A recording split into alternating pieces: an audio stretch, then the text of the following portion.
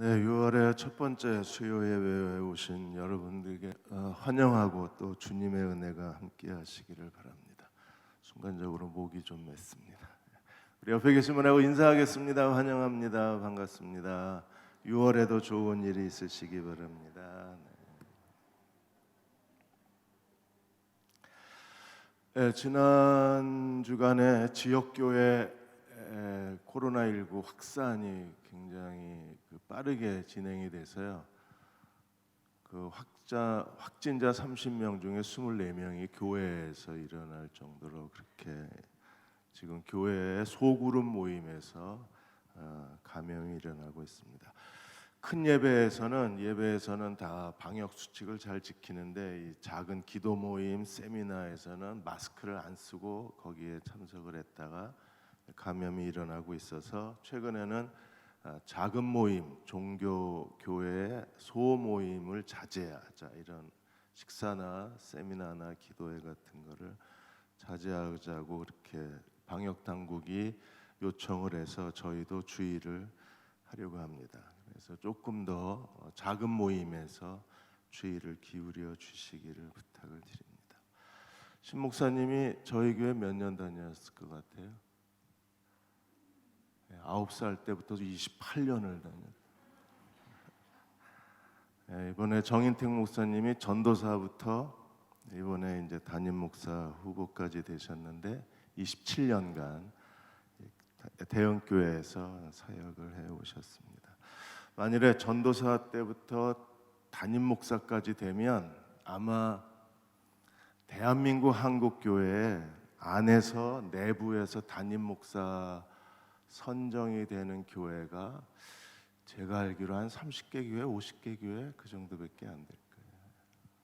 우리가 그런 대형 교회가 새로운 도전을 앞두고 있습니다. 이 일을 위해서 기도해 주시기를 부탁을 드립니다. 찰스 웨슬레가 모든 기도는 하나다 그랬어요. 아버지의 뜻대로 이루어지게 해 주옵소서.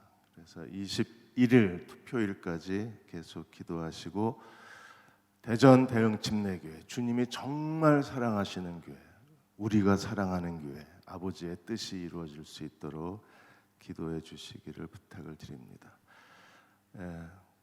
이렇게 1위 후보가 되고 나서 보니까 안종만 원로 목사님도 좀 닮은 것 같고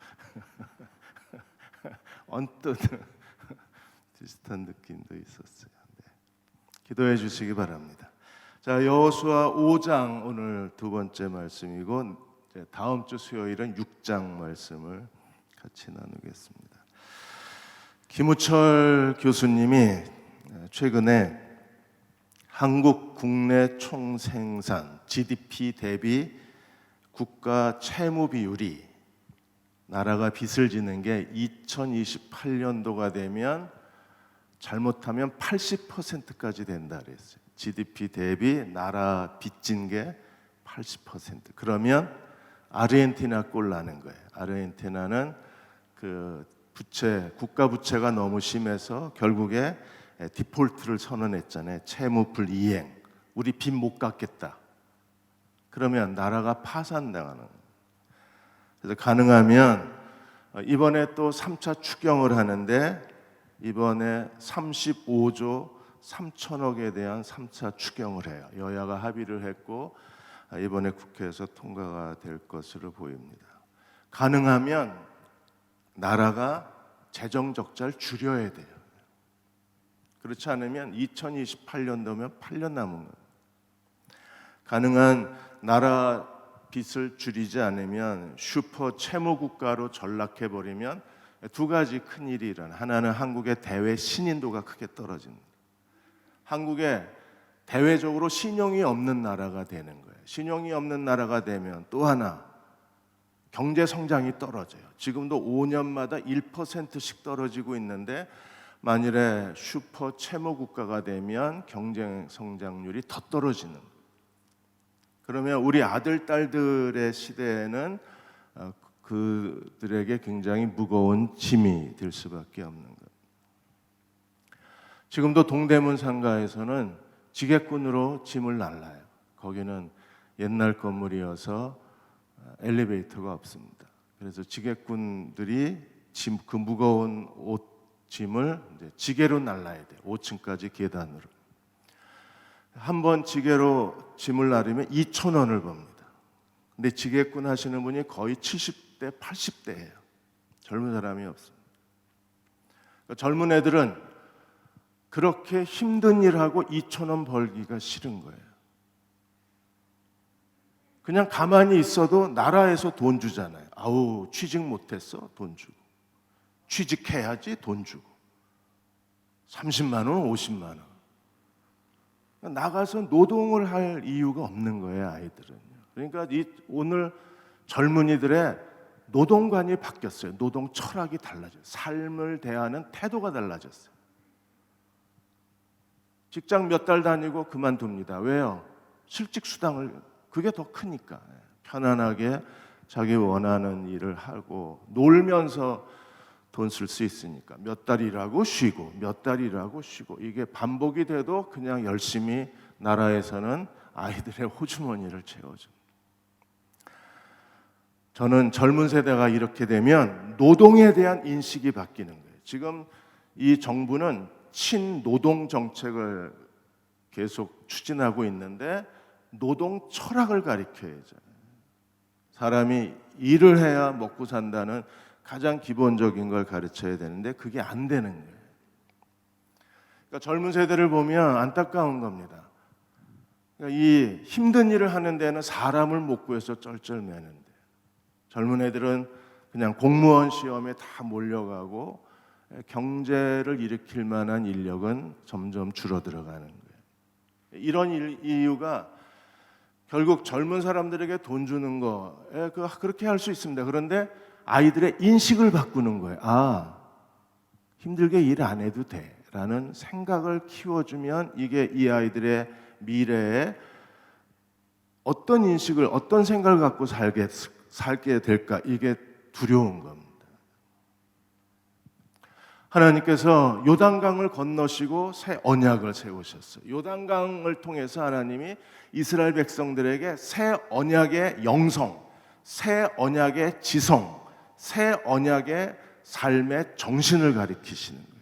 그 새 언약의 내용이 무엇입니까? 2개의 돌기둥으로 상징화시켜 놓으셨어요. 오늘 우리도 요단강을 건넌 사람들이어야 합니다. 그래서 우리도 다 물을 건넌 사람들이에요. 물속에 들어갔다가 나온 사람들입니다. 우리는 어떤 사람입니까? 2개의 돌기둥의 철학, 2개의 돌기둥의 영성, 2개의 돌기둥의 신앙의 정신을 갖고 사는 사람이에요. 그들은 어떤 사람이에요? 그리스도의 죽음과 부활에 연합해서 날마다 죄에 대하여 죽은 자, 하나님께 대하여 산 자로 살아가는 사람. 우리는요, 매일 죄에서 떠나야 돼요. 죄 짓지 말아야 돼요. 죄를 두려워해야 돼요. 죄를 증오해야 돼요. 죄를 경멸해야 돼요. 저희가 지금 그 정치에서 일어나고 있는 일들에 대해서 그 분노하는 이유가 어디 있습니까? 죄를 허용을 하잖아요. 괜찮답니다. 그렇게 상식 이하의 거의 사기꾼의 죄를 저질러도 그냥 괜찮대요. 이런 죄에 대한 그 허용이 이게 사람의 양심을 무너뜨리고 삶의 기준을 무너뜨리고 기본적인 도덕적 질서를 무너뜨리는 거예요. 괜찮다니요. 그게 어떻게 괜찮아요? 그래서 우리는 더 죄에 대하여 죄 짓는 것에 대해서 경계하고, 그리고 하나님께 대해서 헌신하고 하나님께 순종하고 하나님을 경외하는 하나님 백성이 되어야 합니다. 그래야 2개의 돌기둥이 세워진 그리스도의 참된 제자가 될 수 있는 거예요. 하나님이 우리의 삶의 시작부터, 그리스도를 따르는 삶의 시작부터 마지막 하나님 나라 들어갈 때까지 2개의 돌기둥이 세워진 하나님 백성이 되게 해주시기를 주의 이름으로 축원합니다. 그러니까 예수님이 먼저 이 죽음과 부활의 길을 걸어가셨어요. 그 죽음과 부활의 길에 예수님의 그 삶에 어떤 삶의 태도를 사셨는가를 우리에게 설명해 주었어요. 빌립보 2장 5절에서 11절까지 너희 안에 이 마음을 품어라. 그리스도 예수의 마음이니 주님의 마음을 품어야 합니다. 주님의 마음이 두 개의 돌기둥이에요. 그래서 주님은 어떻게 하셨습니까? 6절에 그는 근본 하나님의 본체시나 하나님과 동등됨을 취할 것으로 여기지 아니하시고, 그분이 하나님이신데 하나님됨을 버리셨어요. 그리고 7절에 자기를 비워 종의 형체를 가지사 사람과 같이 되셨고, 예수님이 성육신하신 하나님의 아들이심을 믿으십니까? 예수님이 사람으로 오시기 위해서 주님이 어떻게 하셨어요? 그분의 하나님의 본체의 영광과 위엄과 권위와 존귀함을 버리시고 스스로 자기를 비우신 거예요. 그리고 자기를 낮추셨습니다. 8절에 사람의 모양으로 나타나사 자기를 낮추시고 죽기까지 복종하셨으니 그 십자가에 죽으심이라. 하나님이 어떻게 하셨어요? 이러므로 하나님이 그를 지극히 높여 모든 이름 위에 뛰어난 이름을 주사 부활하시고 승천하셨습니다. 그래서 예수님, 하나님이 예수님의 이름을 존귀케 하셨습니다. 그래서 10절에 하늘에 있는 자들, 땅에 있는 자들, 땅 아래에 있는 자들로 모든 이름이 예수의 이름에 무릎 꿇게 하시고, 그래서 우리도 예수님의 이름에 무릎을 꿇은 거죠.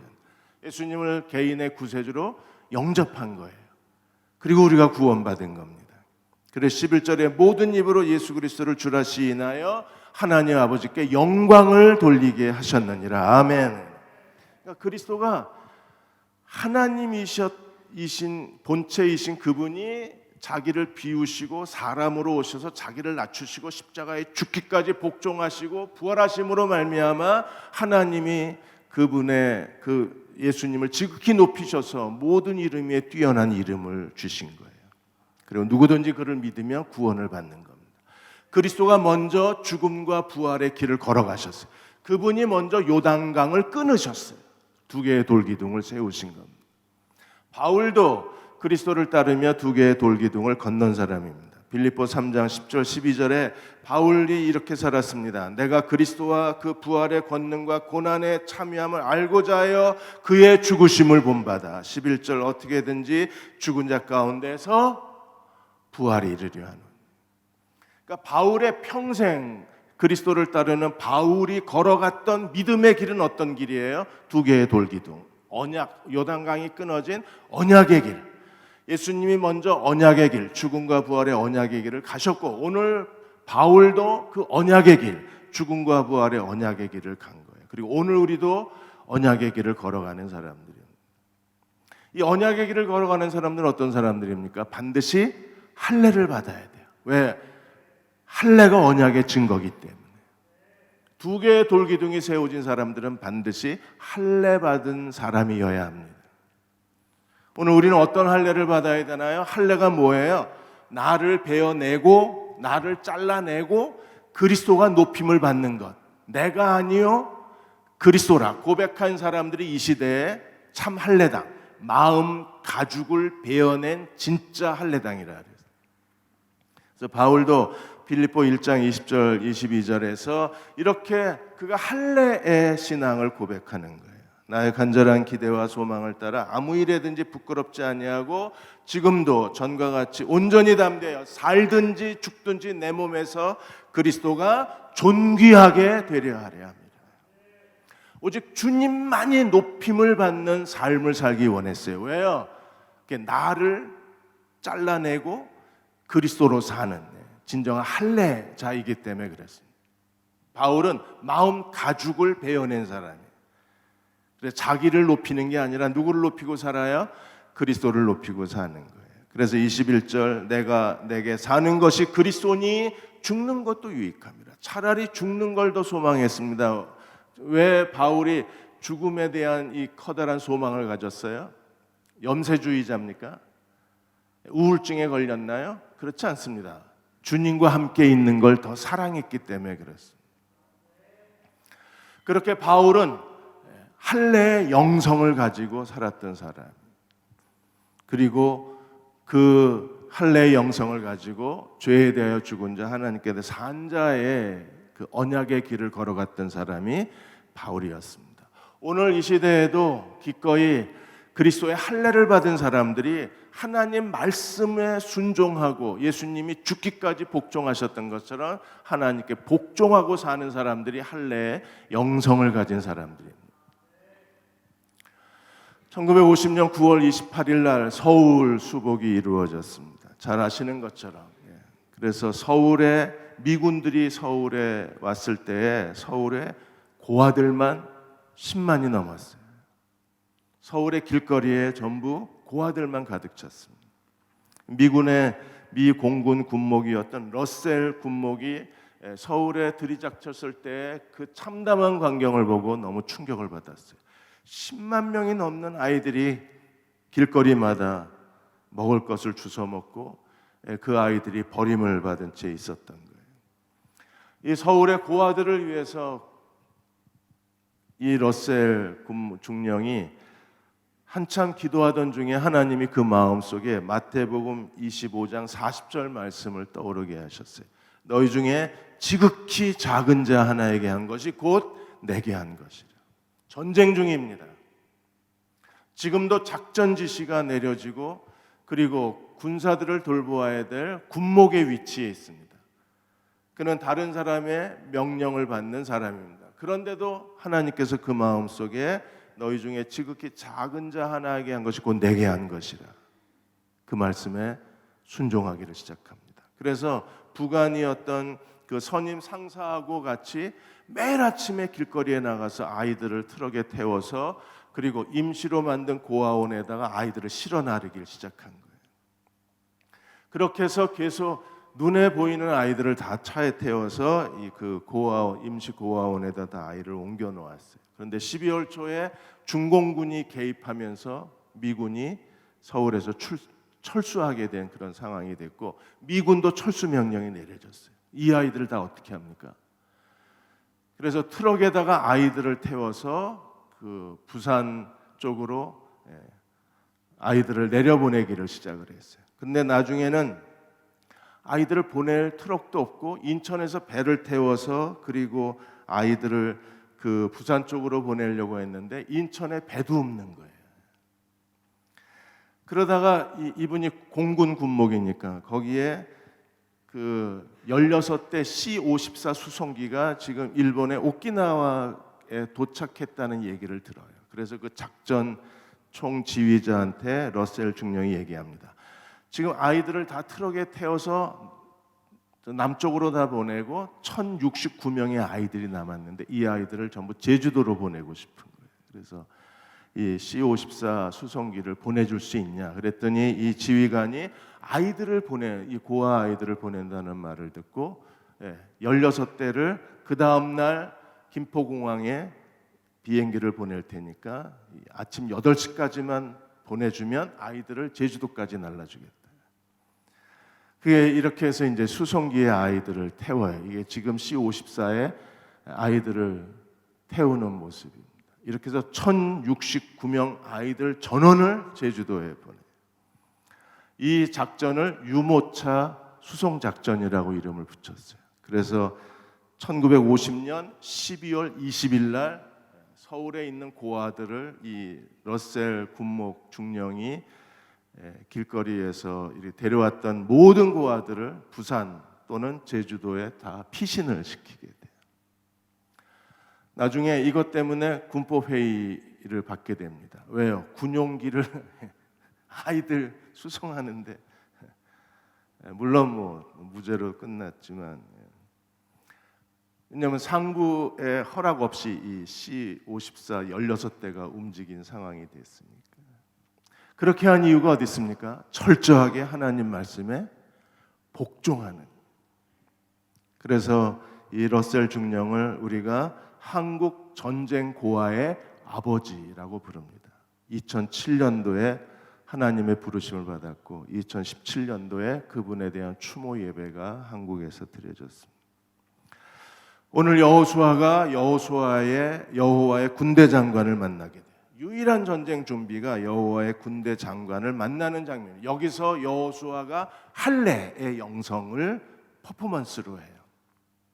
할례가 뭐예요? 나를 포기하고 하나님을 믿는 겁니다. 포기와 신뢰가 있는 거예요. 선택이 있는 거예요.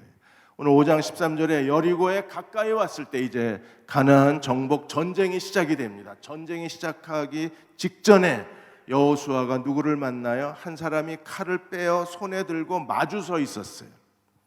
여호수아가 칼을 빼어 들고 있는 그 모습을 보고 질문을 했습니다. 너는 우리 편이냐 아니면 적의 편이냐?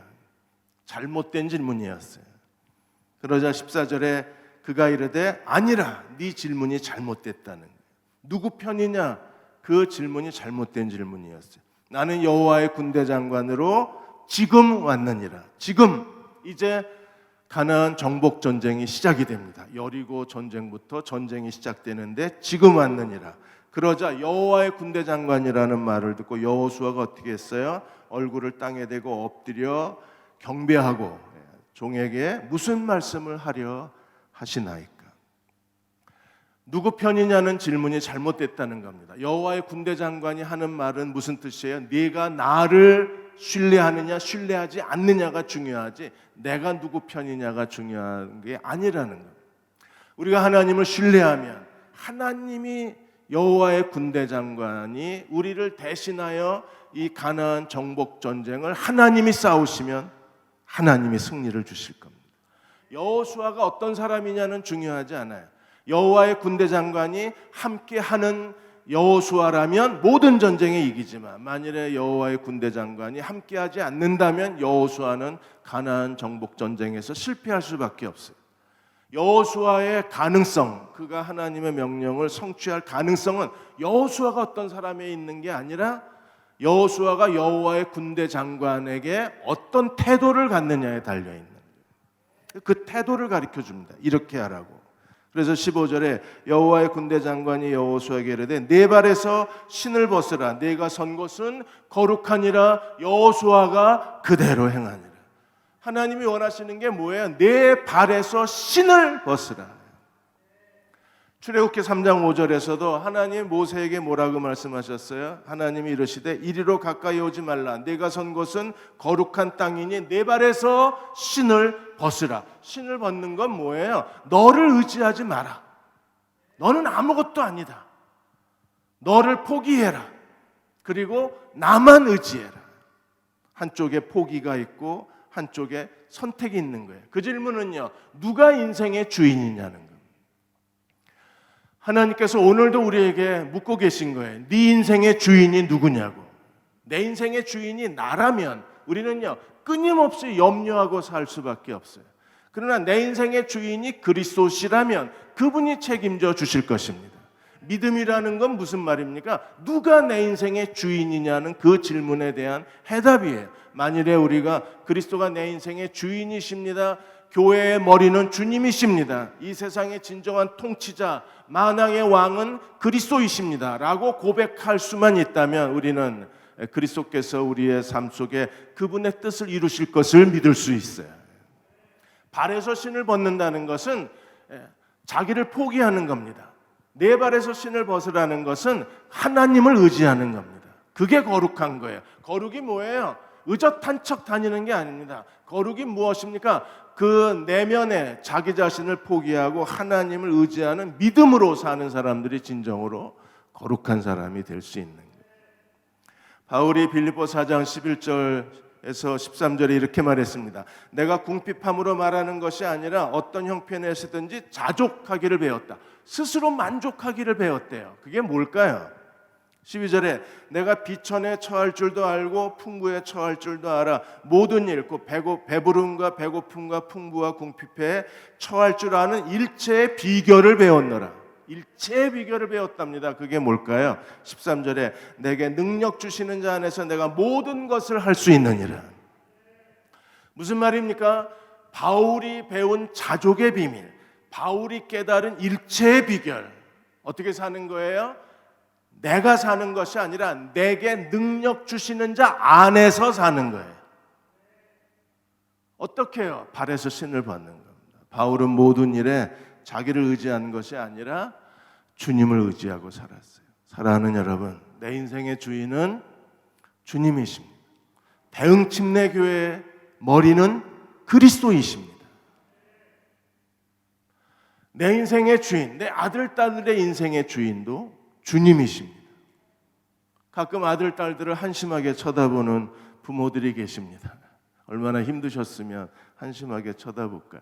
염려하고 쳐다봅니다. 제가 앞으로 어떻게 될까? 걱정하실 필요 없습니다. 그 아이의 인생의 주인은 그 아이가 아니라 주님이십니다. 주님이 책임지고 그분의 영광의 그릇으로 사용해 주실 것입니다. 앤드류 매투스가 즐겨야 이긴다라는 책을 썼어요. 이 책에서 이게 한 170만 부 팔린 베스트셀러입니다. 이 앤드류 매투스가 여기서 우리가 가져야 될 즐거움 중에 하나, 이 즐거움, 즐겨야 이긴다. 가져야 될 즐거움 중에 하나가 남에게 부탁할 줄 아는 즐거움을 배우라 그랬어요. 남에게 부탁.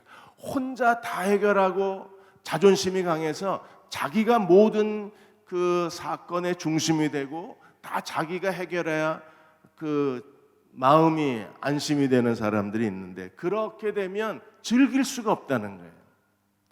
적당한 것은 남에게 부탁할 줄 알고 나 혼자 무엇이든지 다 할 수 있는 사람이 되려고 하는 게 아니라 내가 할 수 없는 일을 남에게 부탁할 수 있는 사람이 되어야, 그걸 즐겨야, 그래야 그게 그 사람의 능력이라 해요. 남에게 부탁하는 것도 제3의 능력이라 그랬어요.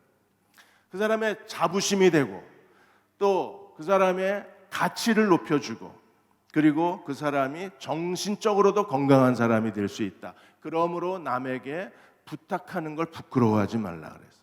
남에게 부탁하는 걸 부끄러워하는 사람은요, 이게 자기 그 중심주의가 강한 사람이죠. 이런 사람들은 예수님께 부탁하는 것도 민망스러워합니다. 어떻게 내가 할 일을 주님이 해달라 그래? 그건 안 되지. 이 믿음을 못 가져요.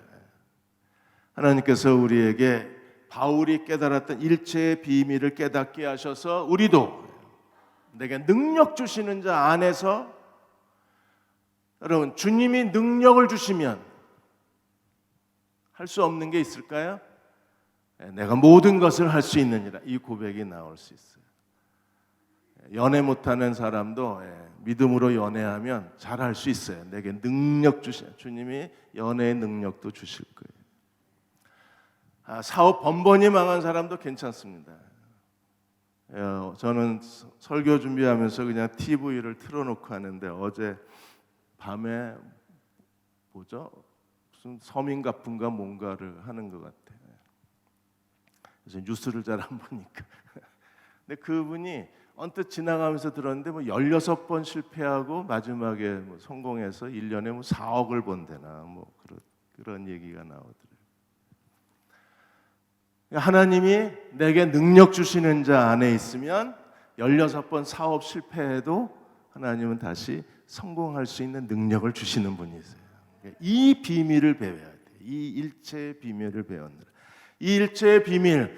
그래서 여호수아가 군대장관직을 내려놓고 여호와의 군대장관이 이스라엘 군대를 이끌었어요. 그러자 어떤 일이 벌어졌습니까? 여호수아서는요, 여호와의 군대장관이 전쟁을 통해서 승리한 승리의 기록이 된 거예요. 여호수아와 군대와 여리고에 어떤 전쟁을 펼쳐서 여호와의 군대장관이 최신식 비행기를 미국에서 수입해서 전력을 보강하라고 여호와의 군대장관이 지시를 내린 게 아니라, 여호와의 군대장관이 여리고 전투에서 내린 지시는 뭐였습니까? 매일 한 바퀴씩 성을 돌래요. 그건 어린아이도 해요. 그거는 나이 드신 분들도 할 수 있어요. 하루에 한 바퀴 여리고성 도는 건. 그렇게 하나님 명령에 순종했을 때 하나님이 여리고를 무너뜨리셨어요. 밑에서부터 무너뜨리시고 여리고를 정복하게 하셨습니다. 하나님이 떠나시자 아이성 앞에서 패배했습니다. 하나님이 함께 하시자 아이성에서 성공했어요. 기브온 족속과 싸울 때에도 하나님께서 여호수아의 기도를 들으시고 하나님이 우박으로 싸우시고 태양이 지지 않게 하시고 시간을 길게 늘리셔서 여호수아가 큰 승리를 거두게 하신 분은 누구셨습니까? 하나님이셨어요. 사랑하는 여러분, 이제 맡기는 법을 배우십시오. 맡기는 법을 배워야 일체의 비밀을 배운 사람이에요. 요한복음에서 몇 가지 사건이 있고, 그 다음에 다윗과 그 골리앗의 이야기에서 이 비밀이 우리에게 설명이 되고 있어요. 먼저 다윗과 사울, 골리앗의 이야기를 한번 보겠습니다. 골리앗이 40주야 이스라엘 백성을 모욕하고 하나님을 모욕하고 이스라엘을 비난했을 때 사울은요, 뭘 가지고 해결하려고 그랬어요? 자기가 할 수 있는 걸 가지고. 사울은 이미 믿음을 갖지를 못했어요. 그는 자기가 할 수 있는 방법을 찾았습니다. 그 방법이 뭐였습니까? 사무엘상 17장 24절 25절에 보시면 이스라엘 모든 사람들이 골리앗을 보고 어떻게 했어요? 다 두려워해서 도망가 버렸어요. 그 도망간 사람 중에 사울도 있고 도망간 사람 중에 다윗의 형들도 있는 거예요. 그리고 이걸 해결하겠다고 사울이 제시한 게 뭐예요? 25절에 이스라엘 자손 중 사람들이 이르되 너희가 올라온 이 사람을 보았느냐? 참으로 이스라엘을 모욕하러 왔더라. 그건 다 알아요. 모욕하러 온 줄 알았습니다. 근데 해결할 방법이 없는 거예요.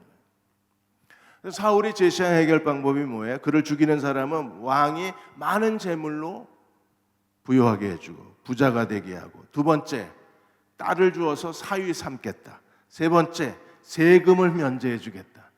그 당시에도 세금이 힘들었던 것 같아요. 그래서 부자가 되게 해주겠다, 사위가 되게 해주겠다, 세금을 면제시켜 주겠다. 이게 사울의 해결 방법이었어요. 그런데요, 아무도 나서질 않아요. 다윗의 해결 방법은 무엇입니까? 사울은 철저하게 자기가 할 수 있는 일을 찾았는데 다윗은요, 하나님이 하실 수 있는 일을 찾은 거예요. 그래서 36절 37절에 사울에게 가서 이렇게 말합니다. 주의 종이 사자와 곰도 쳤은즉 살아계신 하나님의 군대를 모욕한 이 할례받지 않는 블레셋 사람이 이리까 그가 짐승의 하나와 같이 되리이다. 주의 종이 들에서 양을 치다가 사자와 곰을 쳤은즉 이 골리앗도 그 짐승 중에 하나가 되리이다. 그리고 37절에 이렇게 말합니다. 여호와께서 나를 사자의 발톱과 곰의 발톱에서 건져내셨은즉, 이 전쟁의 승리는 누가 주시는 거예요? 여호와께서. 그랬어요. 내가 하겠다는 게 아니라 누가 이 승리를 주세요? 여호와께서. 그래서 여호와께서 나를 사자와 곰의 발톱에서 건져내셨은즉 이 블레셋 사람의 손에서도 건져내시리이다. 그러자 사울이 여호와가 너와 함께 하시기를 원하노라. 그리고 골리앗을 통해서 큰 승리를 거두고 하나님이 다윗의 길을 열어놓으신 거예요. 우리가 할 수 있는 한계가 있습니다. 그러나 하나님은 능히 사자와 곰의 발톱에서 건지신 하나님이 이 블레셋 사람의 손에서도 우리를 건져내실 수 있는 하나님이십니다. 코로나19의 한국교회가 어떻게 될 것인가, 많은 세미나가 있고 또 연구 자료들이, 논문들이 나오기 시작했습니다. 우리가 충분히 예상할 수 있는 모든 시나리오를 검토하고 연구하고 고민해야 합니다. 그러나 더 중요한 것은요, 하나님께서 코로나19 이후에 한국교회를 건져내실 수 있는 분은 하나님이심을 믿어야 합니다. 그리고 그 앞에 엎드려야 합니다. 지금은 엎드려 기도해야 될 때, 전심을 다해서 기도할 때입니다. 하나님만이 우리를 건져내실 수 있습니다. 요한복음으로 돌아와서 우리가 잘 아는 오병이어의 기적이 일어났을 때 예수님이 빌립을 시험하셨어요. 빌립은요, 사람이 할 수 있는, 내가 할 수 있는 일을 찾아서 빌립은 거기에 모여있는 사람을 숫자를 계산하고 그리고 돈을 계산하고 그렇게 해서 돈이 얼마 든다는 걸 계산해냈지만 안드레는 어떻게 했습니까? 안드레는 예수님이 하실 일을 찾아낸 거예요. 자, 어떤 일이 일어났어요? 요한복음 6장 5절에 예수께서 눈을 들어 큰 무리가 자기에게 오는 것을 보시고 누구에게 질문하셨어요? 빌립에게. 우리가 어디서 이 사람들에게 떡을 사서 먹이겠느냐? 그러자 6절에 빌립을 시험하셨으며 7절에 빌립이 대답했습니다. 각 사람이 조금씩 먹게 해도 200데나리온의 떡이 부족하겠습니다. 빌립은 철저하게 주님의 명령, 이 사람들에게 떡을 주라. 그러자 자기가 할 수 있는 일을 찾아서 인원수 곱하기 떡값, 우유값 다 계산해서 200데나리온 돈 계산이 끝났어요. 그러나 문제는 해결되지 않았어요. 주님은 뭐라고 그러셨습니까? 너희가 먹을 것을 주라. 근데 돈이 없다고 빌립은 결론을 냈어요. 그런데 안드레는 어떻게 했습니까? 안드레는 8절에 시몬의 형제 안드레가 예수께 9절에 여기 한 아이가 있어 보리떡 5개와 물고기 2마리를 가졌나이다. 이것이 이 사람들에게, 이 많은 사람들에게 얼마나 도움이 되겠습니까? 안드레도 알아요. 이게 도움이 되지 않는다는. 이게 지금 어린아이 도시락입니다. 2만 명에게 이 어린아이 도시락은요, 아이 하나만 먹을 수 있고 나머지 사람들은 전혀 먹을 수가 없는 거예요. 그러나 그걸 예수께 가져왔을 때 예수님은 그걸 해결할 능력이 있으신 분이셨어요. 축복하시고 떼어 나눠주자. 다 배불리 먹고 몇 광주리가 남았어요? 12광주리가. 사랑하는 여러분, 그냥 한숨 쉬지 말고 그냥 주님께 가져오세요. 주님이 하실 일을 생각해야지. 우리는 내가 할 일만 생각해요. 그러니까 생각이 막혀 있어요. 내가 이걸 어떻게 해결할 수 있나? 못해요. 돈이 있어요? 도와줄 사람은 있어요? 사람이 있고 돈이 있어도 그게 이 내 아들, 딸들에게 그게 정말 해결 방법이 될까요? 돈이 있고 사람도 있는데 해결이 안 돼요. 아이가 가지고 있는 고민을 우리가 잘 이해를 못하는 거예요. 그러니까 이럴 때 정말 해야 될 일은요, 하나님은 오늘도 빌립을 시험하시듯이 우리를 시험하고 계신 거예요. 그래서 우리는 빌립이 안드레처럼 그렇게 행동을 해야 되는 거예요. 주님이 하실 일을 찾아야지. 그분이 일하실 수 있게 해야지. 우리가 모든 일을 다 해결하려고 하면 우리는 무능할 수밖에 없지만, 그러나 내게 능력 주시는 자 안에 있으면 주님이 그 일을 해결해 주실 수 있는 거예요. 안드레로 말미암아 하나님이 그 일을 해결해 주셨습니다. 요한복음 2장에서 물이 포도주로 바뀌어지는 가나 혼인잔치의 비유에서도 마찬가지입니다. 마리아가 그 하인들에게 뭐라 그랬어요? 시키는 대로만 하라고. 아무 말 하지 말고 시키는 대로 하라.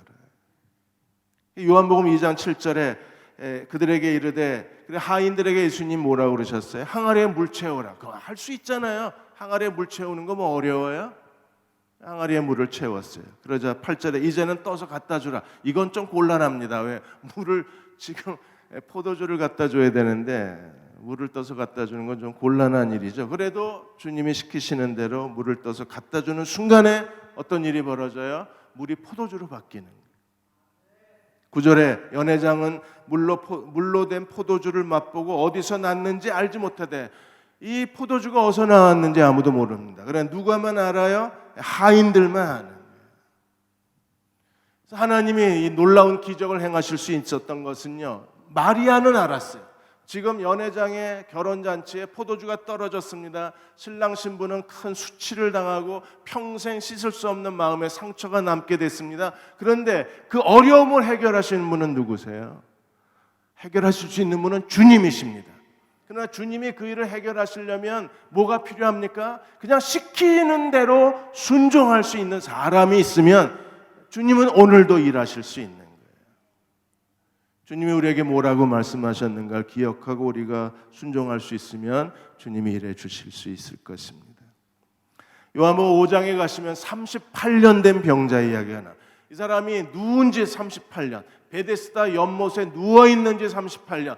이 사람에게 유일한 소망은 뭐예요? 베데스다 연못의 신화. 어느 날 천사가 물을 동했을 때 제일 먼저 뛰어가면 낫는다. 이 미신을 믿고 베데스다 연못에 누워있는 지 38년. 그 사람이 베데스다 연못에 몇 년을 누워있는지 모르겠지만, 그러나 그 기적을 바라보고 그 병이 오랜 이 38년을 그 질병 가운데 고통을 당한 사람, 그 사람이 할 수 있는 일이 뭐예요? 베데스다 연못이 갑자기 끓어오르면 제일 먼저 뛰어가야 되는데 번번이 실패했습니다. 그렇게 38년을 기다린 거예요. 왜? 그 38년 된 병자가 예수님께 뭐라 그랬어요? 항상 다른 사람이 먼저 간다고. 자긴 기회가 없다고. 그런데도 거기에 있었잖아요. 연못에. 38년 그 긴 기다림. 항상 꼴찌예요. 항상 기회를 놓쳐요. 다른 사람이 기회를 먼저 차지해요. 이 사람은 실패자예요. 이 사람은 무능해요. 이 사람은 할 수 있는 게 없어요. 그래서 연못에 누워 있는 거예요. 근데 예수님은요, 단 한마디로 고쳐주셨어요. 예수님 뭐라고 그러셨어요? 요한복음 5장 8절에 예수께서 이르시되 일어나 내 자리를 들고 걸어가라. 그래서 38년의 고통이 끝났어요. 38년의 무능이 끝났어요.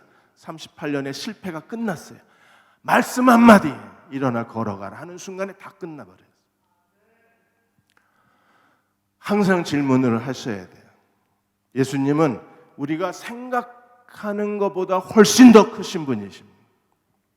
그분을 의지하시고, 그래서 우리가 어떤 문제가 부딪혔을 때, 마크 베터슨 목사가 어떤 문제가 부딪혔을 때 네 가지를 잘하라 그랬어요.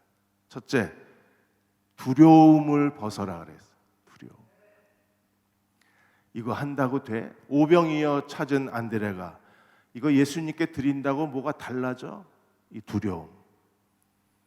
물을 떠다가 연회 중에 갖다 주는 하인들이 이거 물 떠다 줬다가 괜히 왜 이런 먹지도 못하는 물 떠오느냐고 우리 해고되는 거 아니야? 직장 잃어버리는 거 아니야?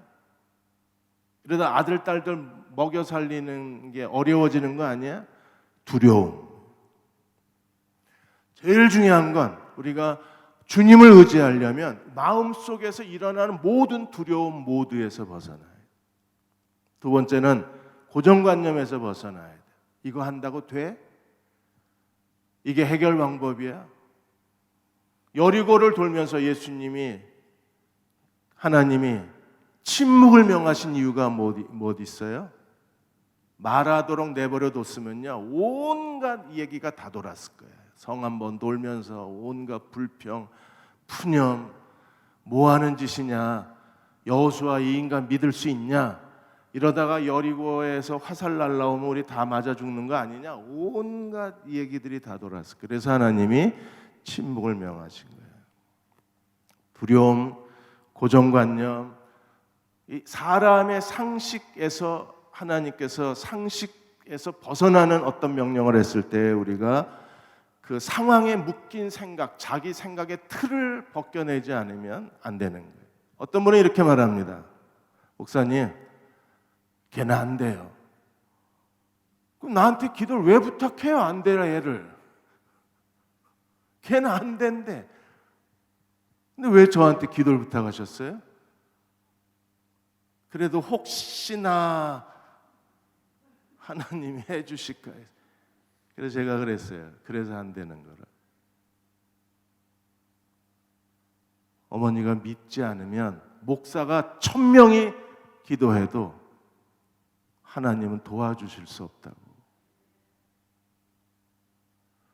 내가 정말 이 아이를 위해 하나님을 의지하고 있나 확인하시고 그 마음에 확신이 오시면 그때 오세요. 그때 오세요. 우리는 이 생각의 틀이 너무 강해서 이게 안 깨져요. 그리고 하나님 의지한다. 그 하나님 의지하는 게 아닙니다. 정말 하나님을 의지해요. 그래서 그분하고 제가 2년, 3년, 5년 이상 계속 대화를 하고 그분의 생각의 틀이 깨지고 마침내 무릎을 꿇자 하나님께서 그 아들의 길도 열어주셨어요. 지금은 삼성연구원으로 아주 능력 있게 연봉도 어마무시하게 받으면서 엄마의 이 고정관념이 깨지고 아들에 대한 불신이 깨지고 아들을 믿지 못하는 마음이 생각이 깨지고 하나님 앞에 무릎을 꿇자 하나님이 그때부터 길을 여시는데 유학 갔다 와서 지금 연봉도 많이 받고 세 번째는요 내 방식대로 하려는 고집을 버리셔야 돼요. 내 방식대로. 그리고 네 번째는 제일 중요한 게 의지한다면 기도하십시오. 기도 모드로 삶이 바뀌지 않으면 정말 하나님 앞에 기도하지 않으면 하루 3번씩 기도하지 않으면 밤을 새고 기도하지 않으면 금식하고 기도하지 않는다. 에스더가 어떻게 했어요? 나를 위해서 3일 금식 기도해달라. 그리고 왕 앞에 나아가지 않았어요. 그때 하나님이 일하셨던 거죠. 마크 베터슨도 내셔널 커뮤니티 교회 담임 목사이신데, 내셔널 커뮤니티 교회는 정말 아름다운 교회입니다. 미국에서 가장 성장하는 교회 중에 하나고, 이 교인들의 80%가 20대입니다.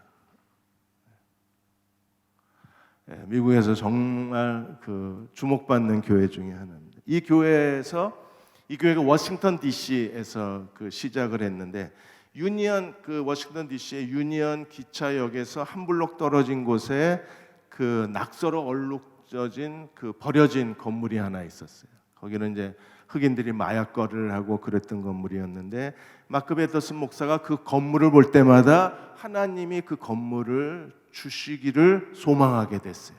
그리고 그 건물에다가 그 당시에 가장 아름다운, 스타벅스보다 더 아름답고 멋진 사람의 공간, 커피 카페를 그곳에 세우기를 원했어요.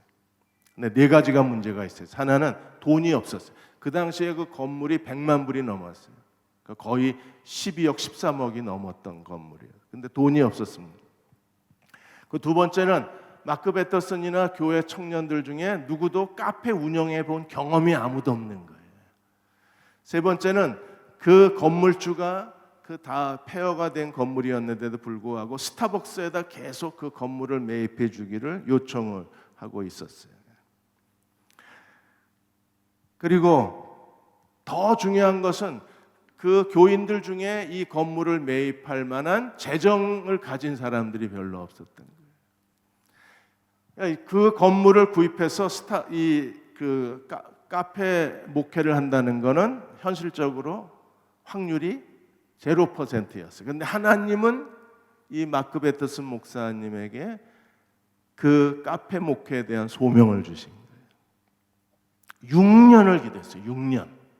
6년 지나가면서 기도하고, 걸어와서 건물을 돌면서 기도하고, 건물 기둥을 붙잡고 기도하고 6년을 기도했는데, 그래서 마침내 건물 입찰이 나왔는데 훨씬 더 많은 돈을, 중개업자한테 더 많은 돈을 주겠다고 제시한 사람들을 물리치고 이 내셔널 커뮤니티 교회가 그 건물 주인이 된 거예요. 그래서 세운 그 카페가 에베네셀 카페입니다.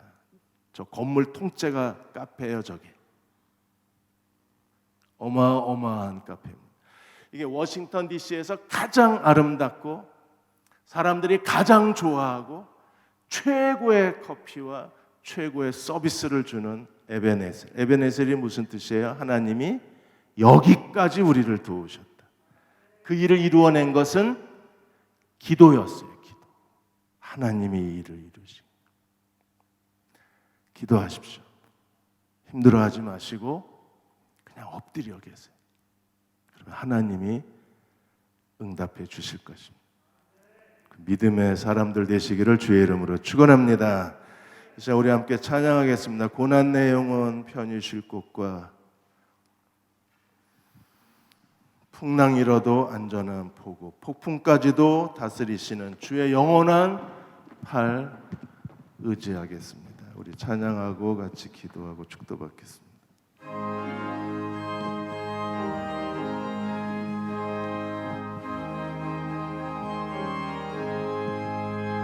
고난 내 영혼 편히 쉴 곳과 풍랑이 일어도 안전한 포구, 폭풍까지도 다스리시는 주의 영원한 발의지에 주의 영원하신 팔 함께하사 항상 나를 붙드시니 어느 곳에 가든지 요동하지 않는 주의 팔을 의지함이라. 세상 친구들 나를 버려도 예수는 함께 동행함으로 주의 충만하리니 주의 영원한 발의지에 주의 영원한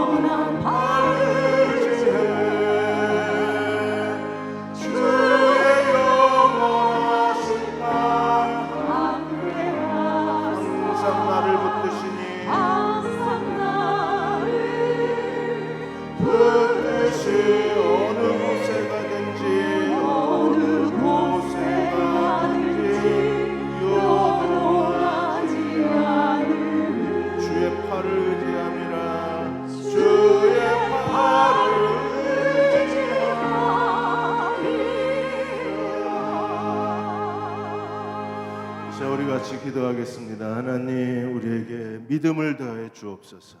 나의 믿음이 연약해져도 미리 예비한 힘을 주시며 우리의 믿음에 힘을 더해 주시기 원합니다. 능치 못한 것 주님께 없습니다. 나의 일생을 주님께 맡기면 나의 모든 짐 대신 지시는 주님의 영원한 팔을 의지합니다. 나의 일생을 주께 맡깁니다. 내 아들 딸들의 일생을 주님께 맡깁니다. 나의 모든 짐을 대신 져주시는 주님만 의지합니다. 주님을 의지하는 믿음을 종들에게 더하여 주옵소서. 이 시간 우리 함께 통성으로 기도하겠습니다. 아버지 하나님, 우리에게 믿음을 더하여 주시기 원합니다. 능치 못한 것 주님께 없습니다. 주님만 의지하겠습니다. 하나님, 우리에게 하나님이 하실 일을 종들에게 보여주시고 그 이루어갈 수 있는 믿음의 사람들 되게 도와주옵소서. 하나님, 우리의 모든 마음의 두려움을 주님이 제거해 주시고 잘라내어 주시고 주님만 의지하게 하여 주옵소서. 아버지, 그 일을 이루어 주시기 원합니다. 하나님, 하여 주시고 아버지의 뜻이 이루어질 수 있도록 하나님 함께하여 주시옵소서.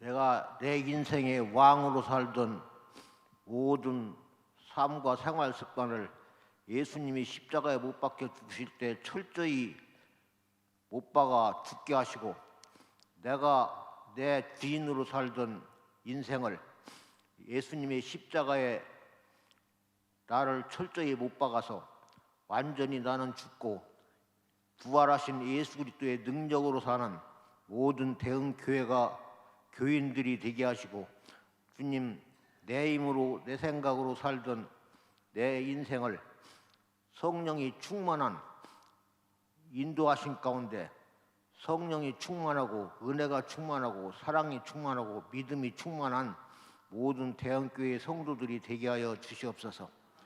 이와 같은 마음의 소원을 갖는 모든 대형교회 성도들에게 지금은 하나님 아버지의 극진하신 사랑하심과 친히 이 땅에 오셔서 우리 죄악을 담당하신 예수 그리스도의 사랑하심과 우리 심령 속에 친히 찾아오셔서 우리를 진리 가운데로 생명 가운데로 천국으로 인도하시는 성령님의 강하신 역사하심이 대흥교회 모든 성도들에게 영원토록 함께 하시옵기를 우리 주 예수 그리스도 이름으로 간절히 축원을 드립니다.